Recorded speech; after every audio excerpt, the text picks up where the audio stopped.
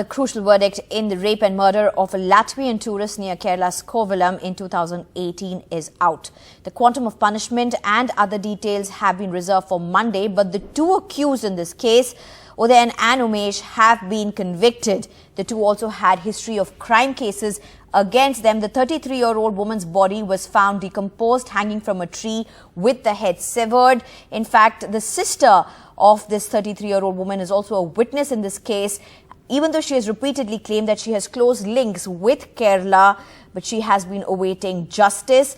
The accused in this case had tried to cover up this case as a case of suicide by positioning the body in a particular manner, but the police say that they had cracked the case based on certain evidences that they had received from the spot, and they had at that time itself said that she had died allegedly because of being drugged and eventually raped and murdered by the two accused, who now have been convicted by the court. Quantum of judgment expected on Monday.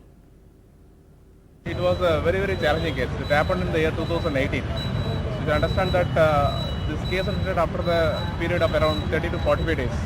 The body was lying in an isolated place. So all the bodily evidences, many of the evidence were lost because of the delay of identifying the body. Right. So it was a very, very challenging case that way. So and there were no eyewitnesses to the case.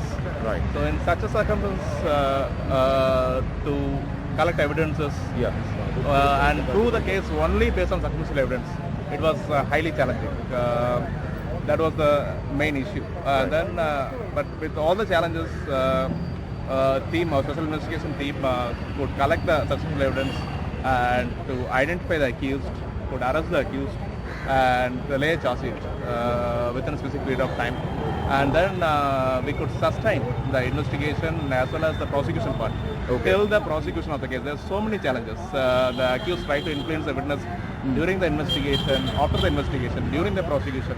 So all those things were properly followed up and dealt with. And then a prosecution every day. We had a great public prosecutor, special public prosecutor, Mr. Mohan Raj, and we had a really good SIT led by Daniel ACP.